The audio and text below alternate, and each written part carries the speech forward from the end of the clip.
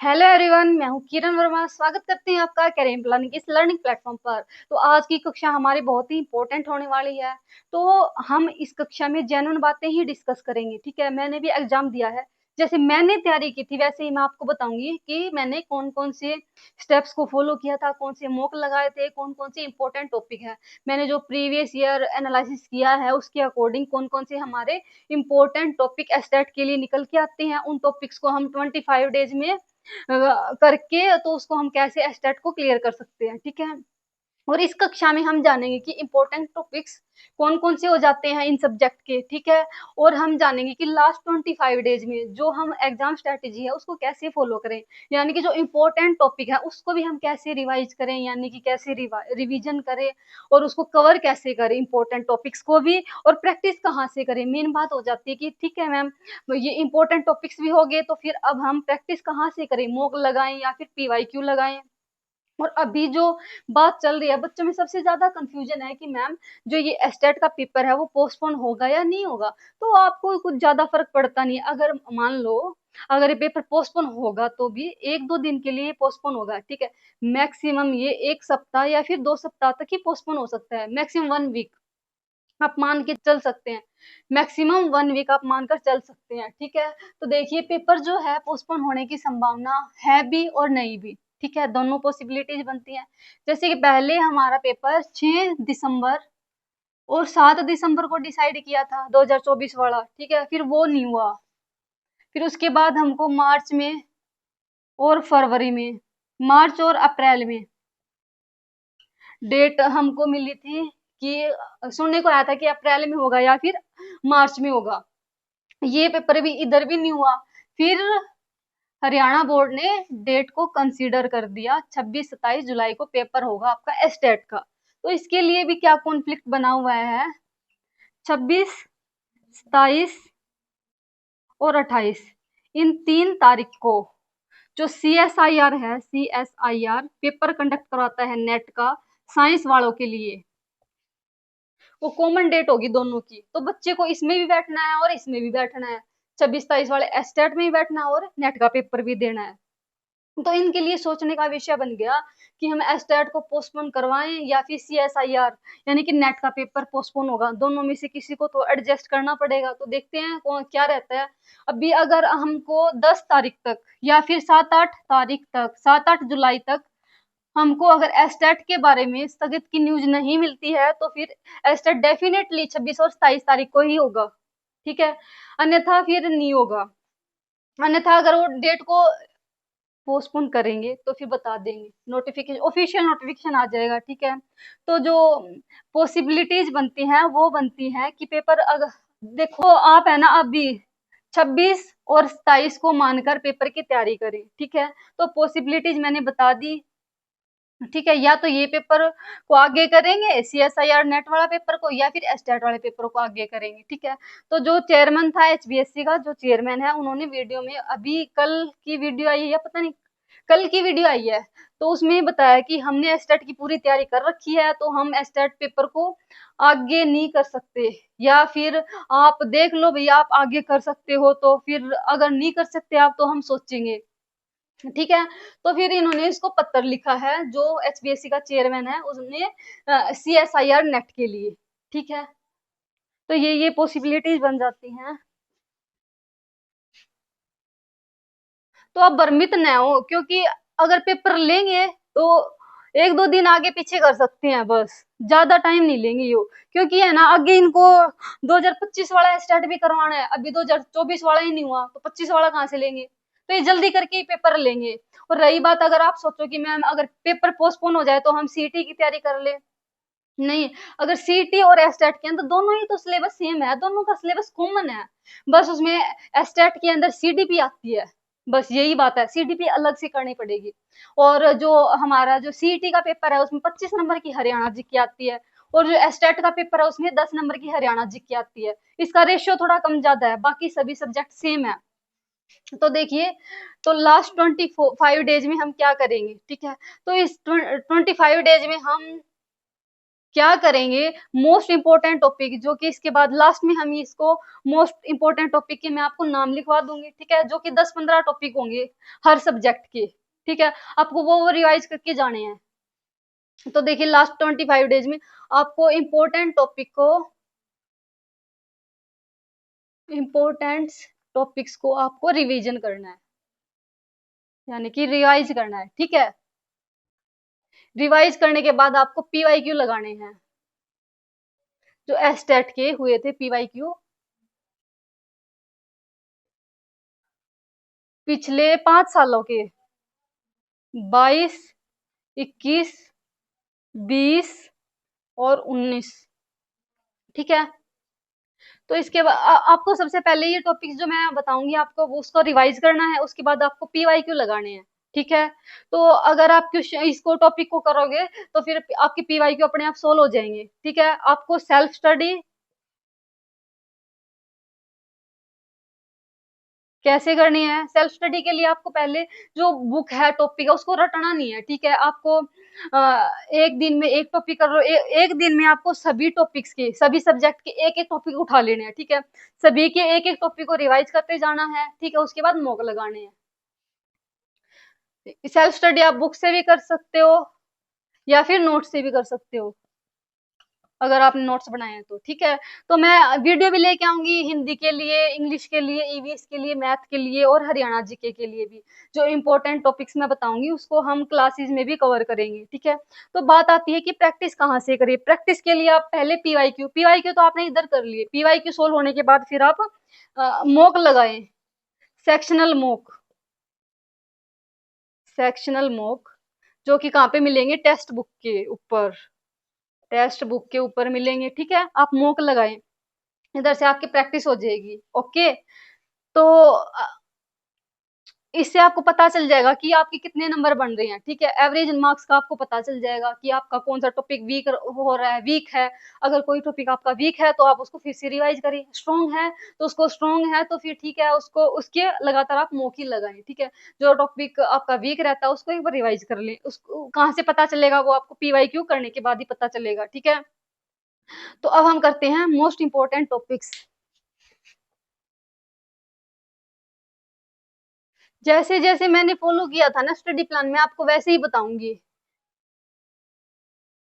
क्योंकि मैंने भी तो फॉलो किया है ना। ऐसे हवा में तीर मारने की तो बात ही नहीं है। हिंदी के टॉपिक,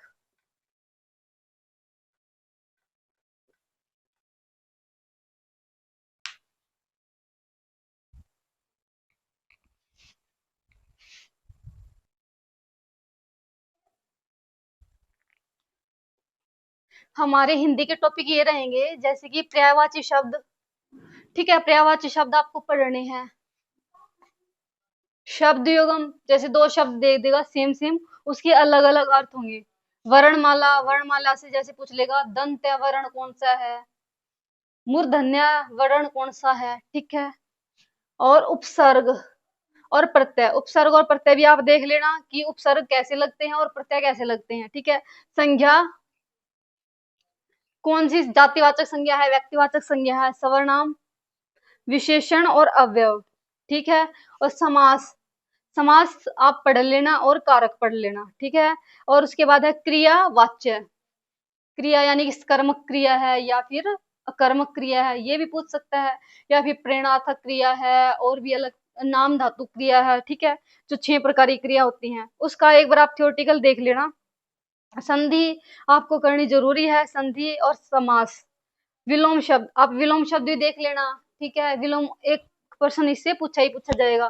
तत्सम तद्भव, स्त्रीलिंग पुल्लिंग भी पूछ लेगा कि पानी क्या है, पानी को हम पीते हैं, पुल्लिंग है पानी। मुहावरे पूछ लेगा और वर्तनी पूछ लेगा, ठीक है। वर्तनी और मुहावरे ये तो देख के ही हमें पता चल जाता है कि कौन सी वर्तनी शुद्ध है कौन सी अशुद्ध है। एक बार हिंदी के टॉपिक्स फिर से देख लो। पर्यायवाची शब्द पूछ लेगा, शब्द युगम, इससे भी एक क्वेश्चन पूछ लेगा, वर्णमाला से पूछ लेगा, वर्णमाला से, ठीक है। उपसर्ग से और प्रत्यय से, संज्ञा, सवर्नाम, विशेषण और अव्यय। समास, कारक, समास और कारक, कर्ता ने कर्म को करण से अधिकरण में पर, संबंध का के की, ठीक है। कारक पूछ लेगा जो कि 8 प्रकार के होते हैं। क्रिया कौन सी है, वाच्य है, कृतवाच्य है, कर्मवाच्य है, भाववाच्य है, ठीक है, ये पूछ लेगा। और संधि, महा प्लस ईश क्या बन गया, महेश, ठीक है, संधि पूछ लेगा। और विलोम शब्द, अगर आपको संधि ये हिंदी के टॉपिक्स करवाने हैं तो आप बता देना, ठीक है, मैं आपको एक एक टॉपिक करके रिवाइज करवा दूंगी, ठीक है। विलोम शब्द तत्सम तद्भव कर लेना, स्त्रीलिंग पुल्लिंग तो आपको ऑप्शन से ही पता चल जाएगा, ठीक है। इसका आपको स्त्रीलिंग और पुल्लिंग आपको पहचानने के लिए आपको वाक्य में प्रयोग करके देखना पड़ता है। मुहावरे, मुहावरे भी एक बार देख लेना क्योंकि ऑप्शन आने के बाद आपको याद आ जाएंगे। और वर्तनी, ठीक है, ये 13 टॉपिक होते हैं हिंदी के अंदर। ओके, चलिए अब हम आगे करते हैं इंग्लिश के अंदर। इंग्लिश के अंदर कौन कौन से टॉपिक्स हैं जो कि एग्जाम में पूछे जाते हैं, ठीक है।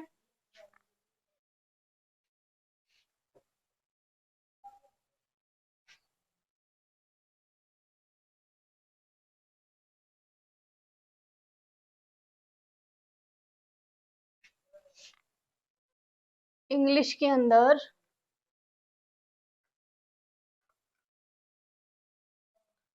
नरेशन आएंगी,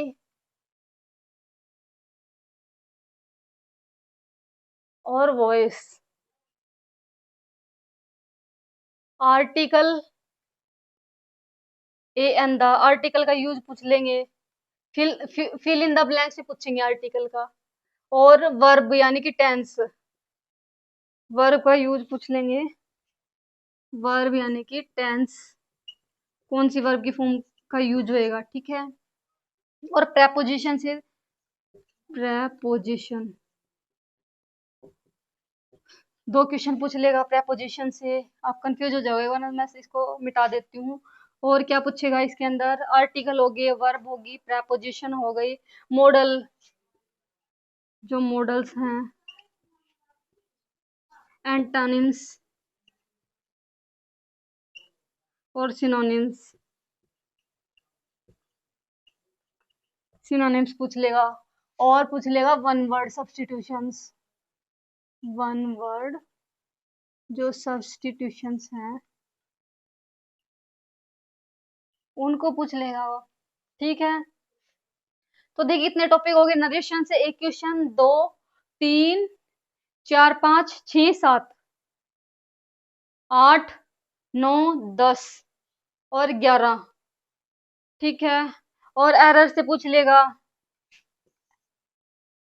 सेंटेंस दे देगा उसको, आपको एरर बताना है कि कौन सी सेंटेंस में, यानी कि सेंटेंस के कौन से पार्ट में एरर है, ठीक है। यानी कि एक टॉपिक से या तो 2 क्वेश्चन पूछेगा या फिर 1 क्वेश्चन पूछेगा, ठीक है। तो आपको इंग्लिश के अंदर ये बातें याद रखनी है। इसके अंदर आपको रिवाइज करना है नरेशन को, वॉइस को, article, verb, preposition, models, antonyms, synonyms, one word substitutions और एरर, ठीक है। और इडियम्स एंड फ्रेजेस भी पूछ लेता है, idioms and phrases.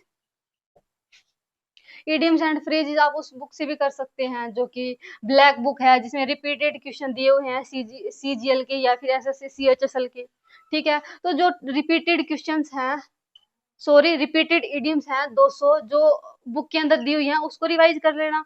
One word के अंदर भी 200 ही हैं, उसको भी आप रिवाइज कर लेना। एंटोनिम सिनोनिम 100 दिए हुए हैं, आप ब्लैक बुक से कर लेना वोकेबलरी, ठीक है, ब्लैक बुक से। और बाकी के जो नरेशन और वॉइस हैं ये फॉर्मूला बेस है, मैं इसके फॉर्मूले भी आपको करवा दूंगी, ठीक है, अगर आप कहोगे तो मैं करवा दूंगी, ठीक है। और जो आर्टिकल है ए एन द का प्रयोग, और टेंस, टेंस के अंदर आपको वर्ब और उसकी पहचान होनी चाहिए, ठीक है। और प्रेपोजिशन के रूल्स होते हैं अपने, मॉडल्स के भी रूल्स होते हैं। तो ये छोटे छोटे टॉपिक्स हैं जो कि आपको ध्यान रखने हैं, ठीक है। एक बार आपको रिवाइज करने के बाद हो जाएंगे ये क्वेश्चन।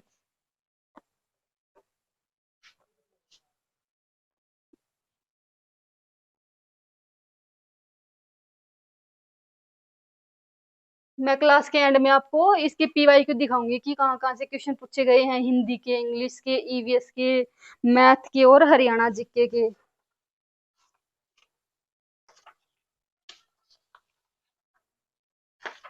तो आप ईवीएस के लिए देखें, सबसे पहली बात आप याद रखना, ईवीएस के अंदर 10 नंबर की जो पेडागोजी आती है उसको कर लेना पहले, ठीक है। ईवीएस का जो सब्जेक्ट है वो आता है 20 मार्क्स का, 20 मार्क्स का। और जो पेडागोजी आती है वो 10 नंबर की आती है। और मैथ के अंदर भी ऐसे ही, मैथ के अंदर जो कंटेंट आता है 20 नंबर का। और जो 2023 में जो मैथ के अंदर पेडागोजी पूछी गई है उसके 10 क्वेश्चन थे पेडागोजी के, पेडागोजी के, ठीक है, यानी कि शिक्षा शास्त्र के। आप ये बातें याद रखना। ईवीएस की और मैथ की मैं पेडागोगी की क्लास करवा दूंगी इसमें यूट्यूब के ऊपर। तो आप एक बार जो 21, 22 और 23 के महत्वपूर्ण टॉपिक्स लिखे जो कि कॉमन है।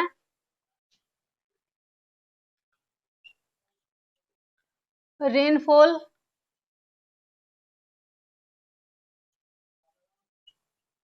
और एसिड रेन,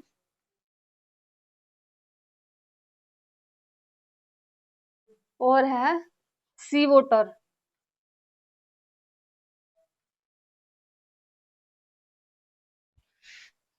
हिंदी में बोलेंगे वर्षण।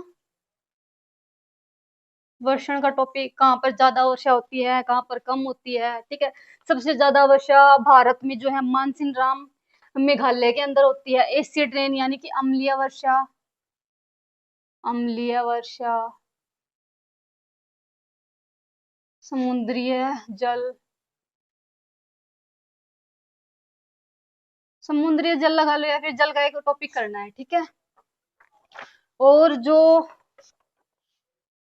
रिवर हैं 10 इंडेंजर्ड जो रिवर्स हैं आपको वो करनी है, ठीक है। ओजोन लेयर वाला टॉपिक करना है, ओजोन लेयर वाला टॉपिक करना है आपको, यानी कि ओजोन परत, ओजोन परत का टॉपिक, ओके। फिर इससे रिलेटेड ही है ग्रीन हाउस इफेक्ट का, ग्रीन हाउस इफेक्ट,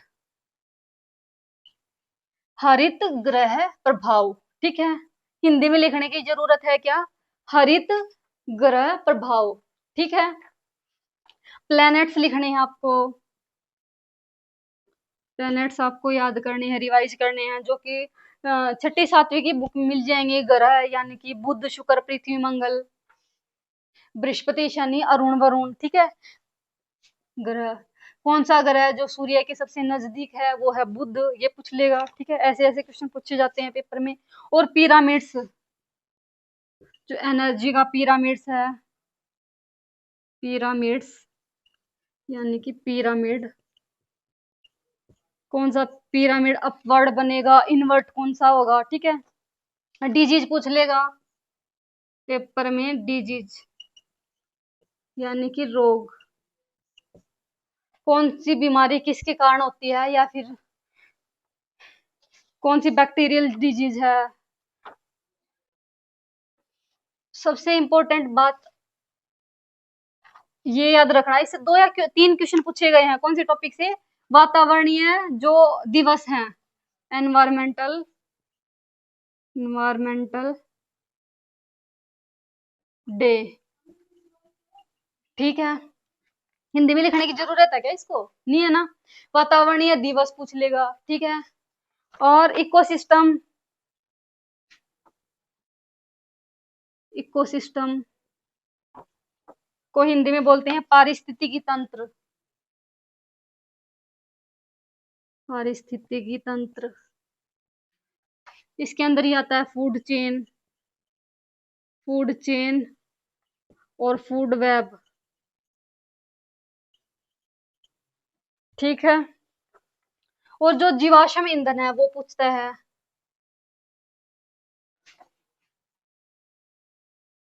फोसियल फ्यूल,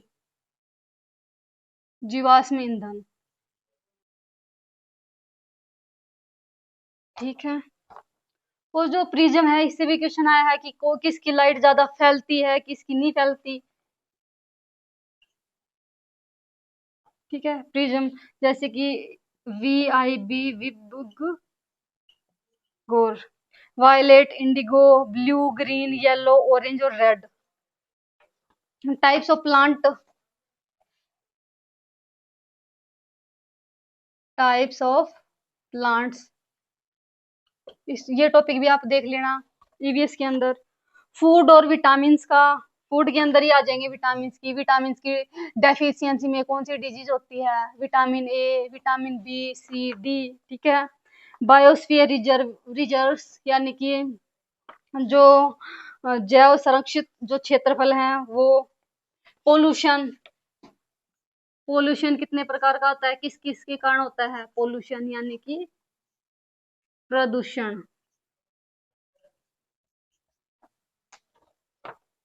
ठीक है, यही टॉपिक है जो आपको याद रखने हैं, एक बार देख लो आप।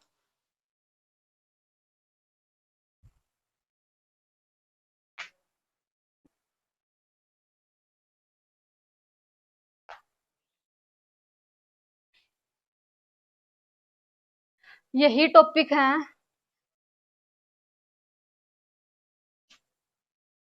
यही टॉपिक है जो आपको याद रखने हैं। देखिए ईवीएस के अंदर 10 नंबर की तो पेडागोजी आ जाएगी, 20 मार्क्स का जो कंटेंट है ईवीएस का ये आ जाएगा। ठीक है, आपको सिर्फ यही टॉपिक रिवाइज करने हैं। ठीक है, वर्षण का टॉपिक कर लेना, अम्लीय वर्षा का टॉपिक कर लेना, और अम्लीय वर्षा किसके कारण होती है और इसके इफेक्ट क्या क्या होते हैं। सी वाटर, सी वाटर जो है कहाँ कहाँ पे होता है। टाइप्स ऑफ प्लांट्स कितने प्रकार के होते हैं और कौन से प्लांट्स की क्या क्या विशेषताएं होती हैं। फूड का टॉपिक आप देख लेना, फूड के अंदर विटामिन आ जाएंगे, प्रोटीन्स, कार्बोहाइड्रेट्स, ठीक है। फैट्स, जो 10 जो संकटाग्रस्त नदियां हैं, ठीक है, इंडिया में जो सबसे ज्यादा प्रदूषित नदियां हैं या फिर संकट से ग्रसित जो नदियां हैं, ठीक है, वो आप देख लेना। स्टेटिक्स जीके का टॉपिक है ये।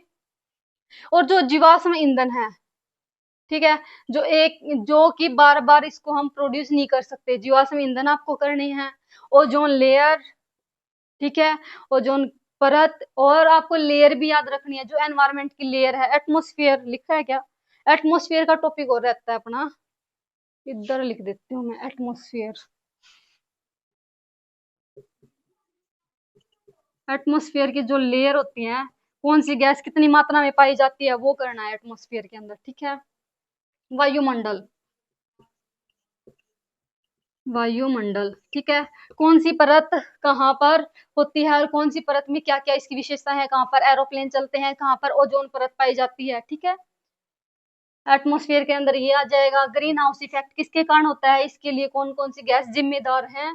प्लेनेट्स, बुध, शुक्र, पृथ्वी, मंगल, बृहस्पति, शनि, अरुण, वरुण, आपको प्लेनेट्स याद रखने हैं, कौन सा पृथ्वी के ज्यादा नजदीक है और उनका सीक्वेंस याद रखना आपको। पिरामिड्स याद रखने हैं, कौन सा पिरामिड्स इन्वर्टेड बनेगा, कौन सा सीधा बनेगा, कौन सा उल्टा बनेगा। ठीक है, डिजीज याद रखनी है, कौन कौन से रोग होते हैं और किसके कारण होते हैं, बैक्टीरिया के कारण, वायरस के कारण, फंगी के कारण। ठीक है, प्रिज्म जो होता है उसके अंदर ये रंग आपको याद रखने हैं, किसकी वेवलेंथ ज्यादा होती है और किसकी वेवलेंथ कम होती है। और एनवायरमेंटल डे, ये तो सबसे इंपॉर्टेंट है,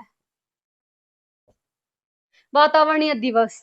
ठीक है, पृथ्वी दिवस कब होता है, 22 अप्रैल का पृथ्वी दिवस होता है, 22 मई का, और जो 5 जून है उसका पर्यावरणीय दिवस होता है ये। ठीक है, और इकोसिस्टम, पारिस्थितिकी तंत्र, उसके अंदर फूड चेन आ जाएगी, फूड वेब आ जाएगी, प्रोड्यूसर आ जाएंगे, कंज्यूमर आ जाएंगे। ठीक है, और पोल्यूशन आपको याद रखना है कि पोल्यूशन कितने प्रकार का होता है, air pollution, water pollution, wind pollution, और किस किस के कारण होता है। ठीक है, इसके लिए कौन कौन से कारक जिम्मेवार होते हैं, जैसे कि पानी में मरकरी मिलने से क्या होगा, ठीक है, कौन सा रोग होता है।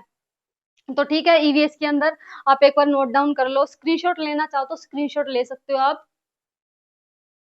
ईवीएस के अंदर यही टॉपिक आएंगे। ठीक है, तो नेक्स्ट हम करेंगे math. Another one is math.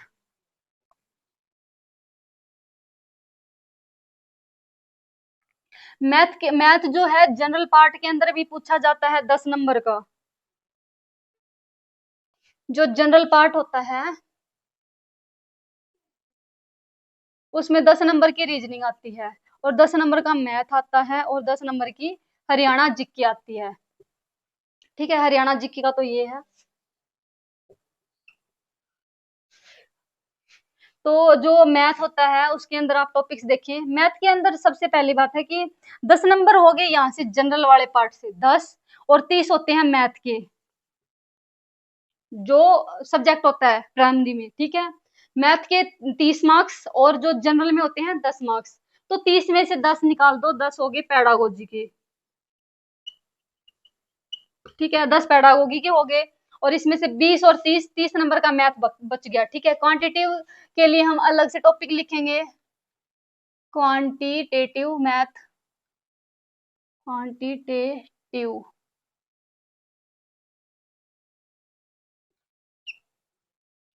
Quantitative aptitude.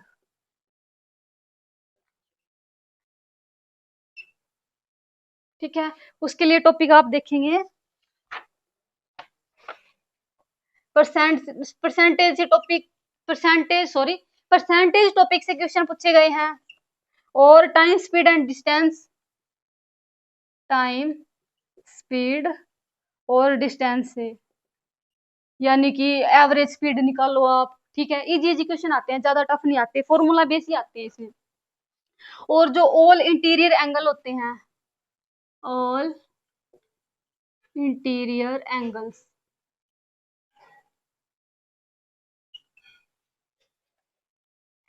आंतरिक कोण, मतलब कि सभी आंतरिक कोणों का योग बताएं, कितना होगा, ट्रायंगल्स दे देगा। तो इसके लिए फॉर्मूलाज होते हैं। ठीक है, बाह्य कोणों का योग, यानी कि पूछ लेगा प्रत्येक आंतरिक कोण का योग। ओके, तो 2D 3D यानी कि 2 डायमेंशनल और 3 डायमेंशनल। मेंसुरेशन से आते हैं इसके अंदर क्वेश्चन, एवरेज से, एवरेज टॉपिक से, और प्रॉफिट एंड लॉस से, प्रॉफिट एंड लॉस, SICI और सिंप्लीफिकेशन।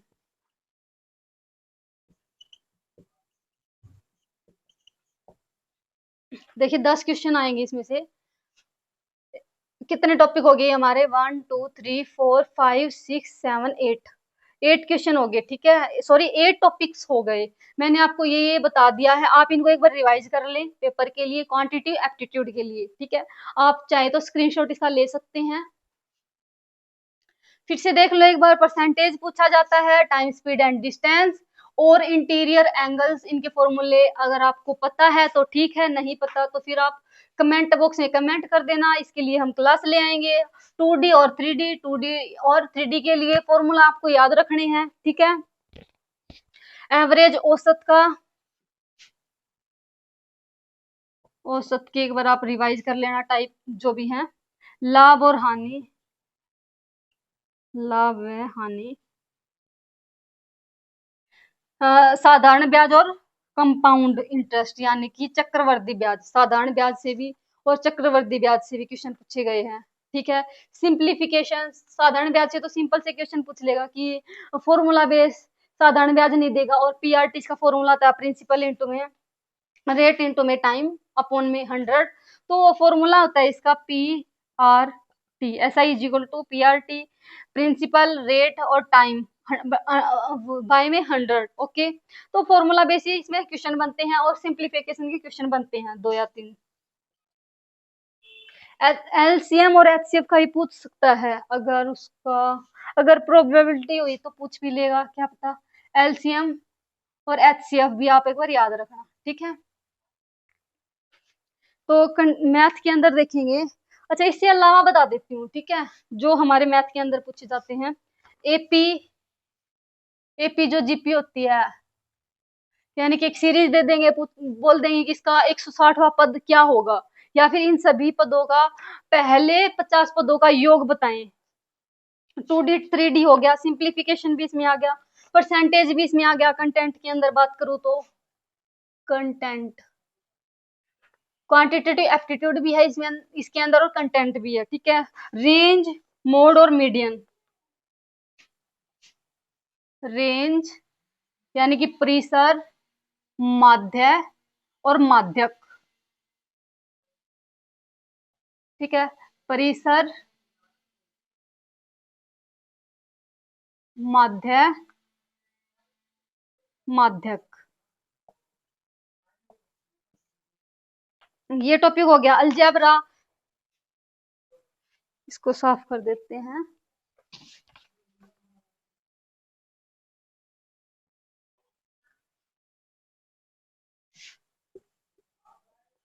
अलजेब्रा से जैसे कि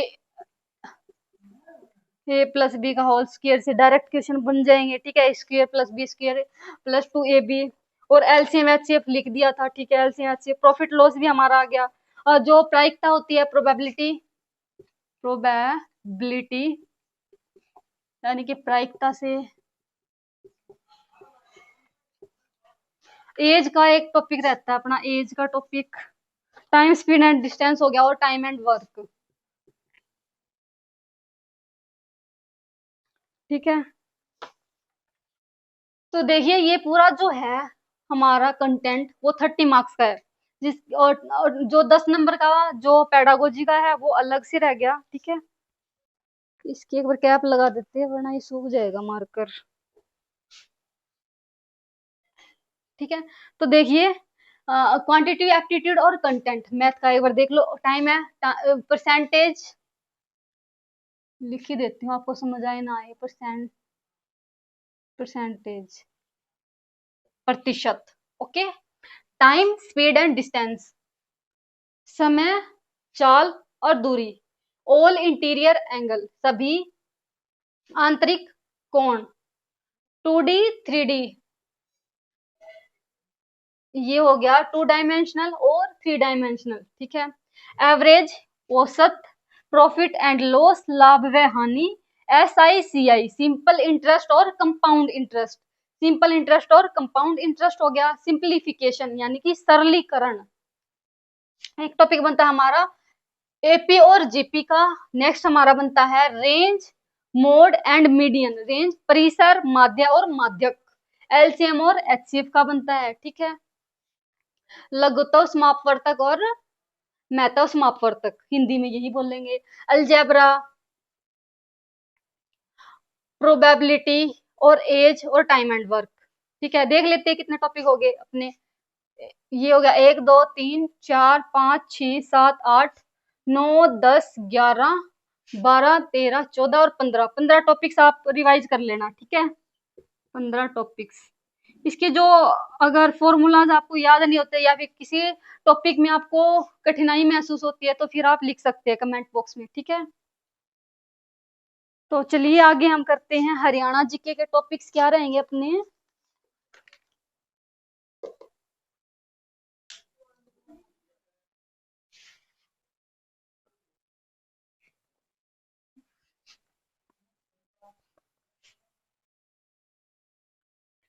जो टॉपिक करवाए आपको समझ तो आगे होंगे, है ना।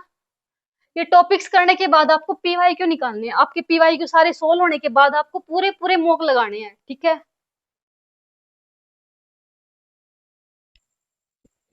अब हम आगे करते हैं हरियाणा जीके। हरियाणा जीके के अंदर जो जो टॉपिक पूछे जाते हैं उनके नाम लिखेंगे। एक तो है राष्ट्रीय उद्यान, राष्ट्रीय उद्यान। क्वेश्चन आएगा कि जो हरियाणा के अंदर है वो राष्ट्रीय उद्यान कौन कौन से हैं, उनके नाम क्या हैं, और जो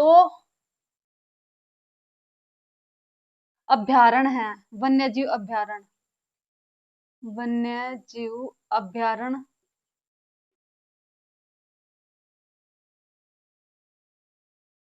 अभ्यारण्य।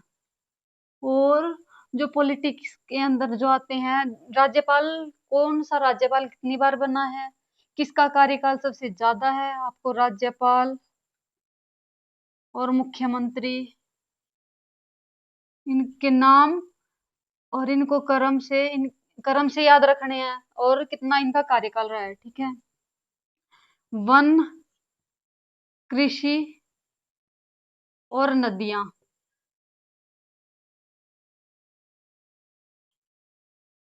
और सिंधु घाटी की जो सभ्यता के स्थल हैं, सिंधु घाटी,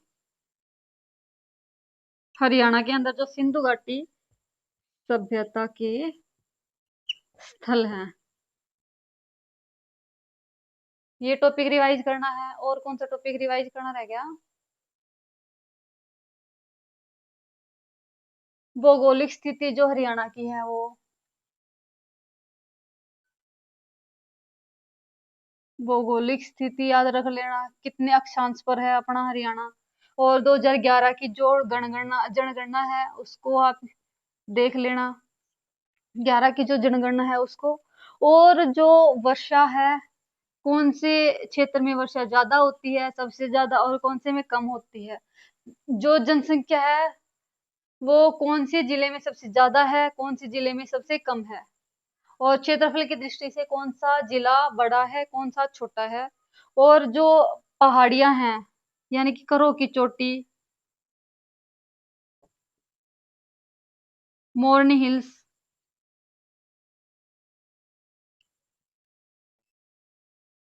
इनको देख लेना। ठीक है, ये टॉपिक्स इनफ हो जाते हैं हरियाणा जीके के लिए। ठीक है, 2 क्वेश्चन तो हरियाणा जीके के अंदर करंट अफेयर से पूछे जाएंगे। करंट अफेयर से। ओके।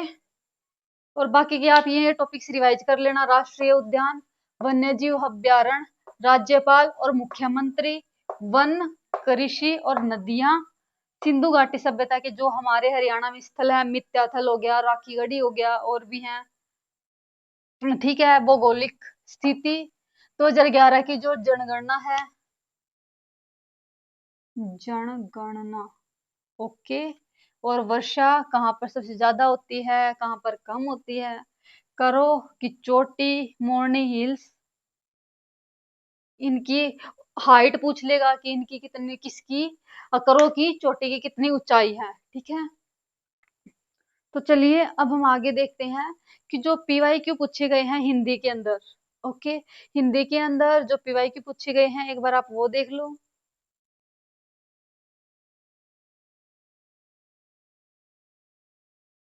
मैं आपको दिखाती हूँ कि हिंदी के अंदर जो टॉपिक बताए हैं उनसे ही क्वेश्चन पूछे गए हैं। एक बात याद रखना आप, जो मैंने टॉपिक्स बताए हैं उनसे बाहर क्वेश्चन आने की बहुत कम संभावनाएं हैं। ठीक है, अगर आपने मैंने जो टॉपिक्स बताए हैं उसके अकॉर्डिंग अगर आप तैयारी करते हो तो आपके जो 110 के आसपास मार्क्स बन जाएंगे आराम से। ठीक है, जो जो मैंने टॉपिक्स बताए हैं उनको आप ध्यान से देख लेना। ठीक है, हिंदी के टॉपिक्स देखिए आप।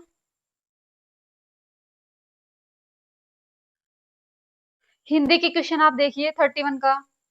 इसमें प्रत्यय का पूछा है कि प्रत्यय के प्रकार होते हैं कृदंत और उदित। तो किस शब्द में इत प्रत्यय कृदंत के रूप में प्रयुक्त हुआ है। ठीक है, 32 का देखिए, इसमें शब्द युग्म पूछा है। 33 में जो है इसमें तत्पुरुष समास यानी कि समास से क्वेश्चन आया है, देख लो आप। जो पर्यायवाची शब्द है उससे एक क्वेश्चन बना है।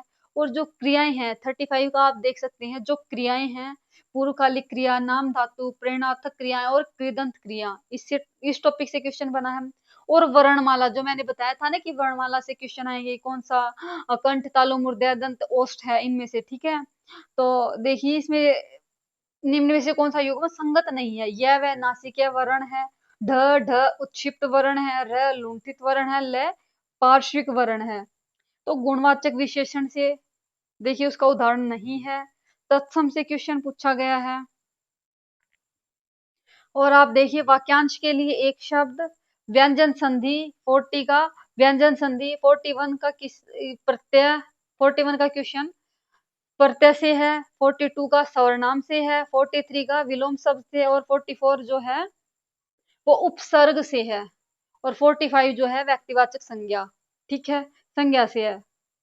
तो मैंने आपको बताया कि हिंदी से जो क्वेश्चन पूछे गए हैं आप देख सकते हैं। जो जो मैंने टॉपिक बताए हैं उन टॉपिक से ही क्वेश्चन आए हैं। ये 2023 के क्वेश्चन दिखाए हैं। अगर मैं ऐसे करके 2022 के दिखाने लगी और 21 के दिखाने लगी, फिर 20 के, फिर 19 के, तो फिर काफी टाइम लग जाएगा। ठीक है, आप इन क्वेश्चंस को देखकर ही आप अंदाजा लगा सकते हैं कि कौन कौन से क्वेश्चन है पेपर में पूछे गए हैं। ठीक है, तो आगे हम इंग्लिश के टॉपिक्स देखते हैं। मैं आपको दिखा दूं इंग्लिश के टॉपिक से कौन कौन से क्वेश्चन बने हैं भाई।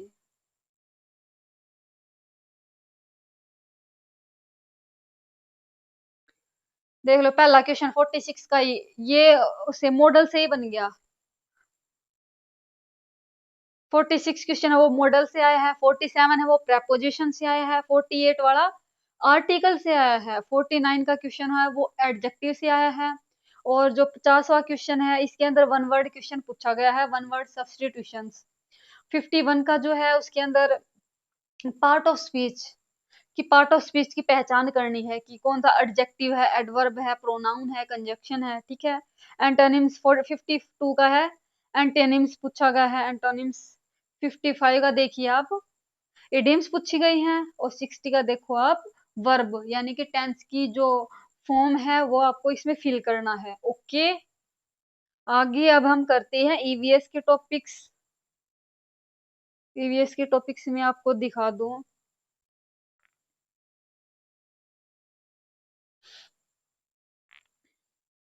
इसके अंदर पेडागोगी के जो है क्वेश्चन है वो लेंथी पूछे गए हैं। तो देखिए 121 का पेडागोगी का क्वेश्चन आप देख सकते हैं, देख लिया। 122 का भी पेडागोगी से तो नहीं है, ये तो उससे कोई कंसेप्ट है उससे बनाया है, ये जीवाश्म ईंधन की जो टर्म है उससे बनाया है, ठीक है। स्टेटमेंट का क्वेश्चन है। 123 का देखिए आप, ईवीएस शिक्षण के संदर्भ में मापन का तात्पर्य होता है, क्या होता है भाई मापन का तात्पर्य। 124 का क्वेश्चन देखिए आप,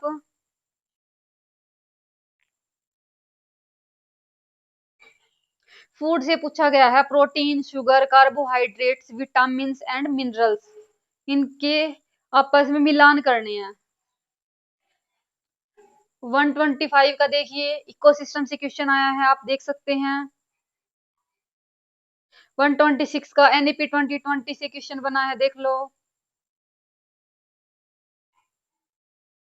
विटामिन एक तो फूड से आया था, और 134 देखो दूसरा क्वेश्चन है फूड से विटामिन के ऊपर।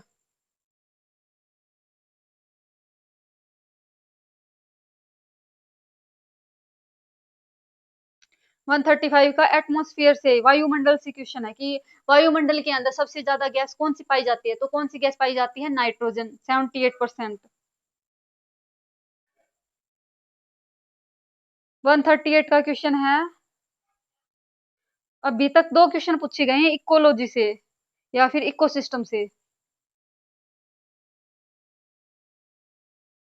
138 का क्वेश्चन बायोडाइवर्सिटी से है। और देखिए लास्ट क्वेश्चन जो है पर्यावरण दिवस से पूछा गया है। पर्यावरण दिवस से एक क्वेश्चन तो पक्का आएगा ही आएगा, दो या तीन भी पूछ लेते हैं, या फिर मिलान करने वाले पूछ लेते हैं, तो इसको आप याद रखना। आगे अब हम करेंगे मैथ, मैथ के क्वेश्चन देखेंगे।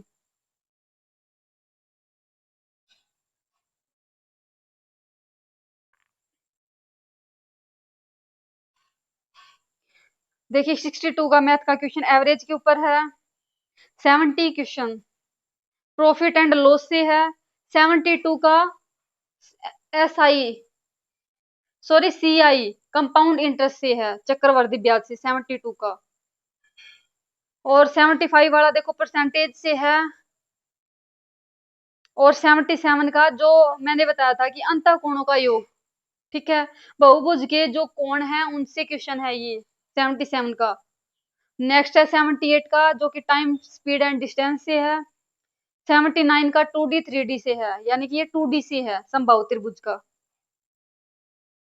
91 का ये भी 2D से है। 92 का देखिए ये पेडागोगी का क्वेश्चन है, मैथ पेडागोगी का, एक्ज्यूम्स अभिग्रहित क्या होती हैं। 93 का देखिए ये 3D से क्वेश्चन है। 94 का देखिए आप पेडागोगी का क्वेश्चन है ये।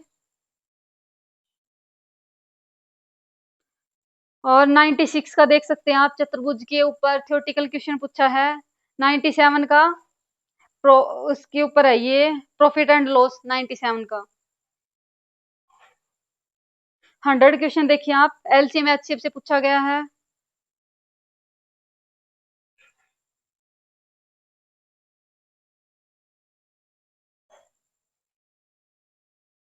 और 109 का देखिए आप, परसेंटेज से क्वेश्चन पूछा गया है ये। और 113वां क्वेश्चन देखिए फैक्टर से।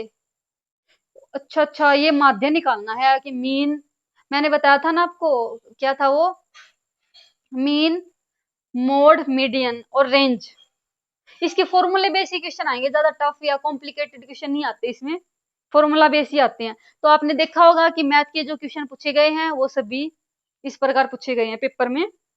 अभी मैं आपको हरियाणा जीके के दिखा दूं। 90 क्वेश्चन देखिए आप, शिवालिक विकास एजेंसी का मुख्यालय कहाँ है? 82 का देखिए, भिराना एक सिंधु सरस्वती घाटी स्थल है, वो कहाँ पे है? फतेहाबाद में है। 84 का देखिए, हरियाणा में निम्नलिखित राज्यपाल में से कौन संविधान सभा का सदस्य भी था? 85, हरियाणा का वह जिला जहां पर एक नेशनल पार्क है, कहां पर है नेशनल पार्क? गुड़गांव में। 86, हरियाणा का वह कस्बा जो कृषि उपकरण के लिए प्रसिद्ध है। देखो मैंने बोला ना, कृषि से भी क्वेश्चन आए हैं। करो की चोटी से भी क्वेश्चन बने हैं। 87 का देखिए, करो की चोटी की ऊंचाई क्या है? 1400 से अधिक आएगा। हरियाणा में कितने उपमंडल हैं, खंड कितने हैं, डिस्ट्रिक्ट कितने हैं, ये पूछ लेगा। 90 का शिवालिक, ये तो बता ही दिया, शिवालिक विकास एजेंसी का मुख्यालय कहां पर है? अंबाला में। ओके, तो आपने देखा होगा कि ये क्वेश्चन पूछे गए हैं पेपर्स में, पीवाईक्यू में। तो आप जो टॉपिक्स दिए बताए हैं ना आपको, जो टॉपिक्स, वो टॉपिक्स अगर आप कर लोगे तो फिर आपके 100 अब वो मार्क्स ही आएंगे, ये मेरी गारंटेड है, क्योंकि मैंने भी तो इसी प्रकार तैयारी की है, मैंने खुद पेपर निकाला है, तभी मैं आपको बता रही हूँ। ओके, ठीक है, आज के लिए इतना ही।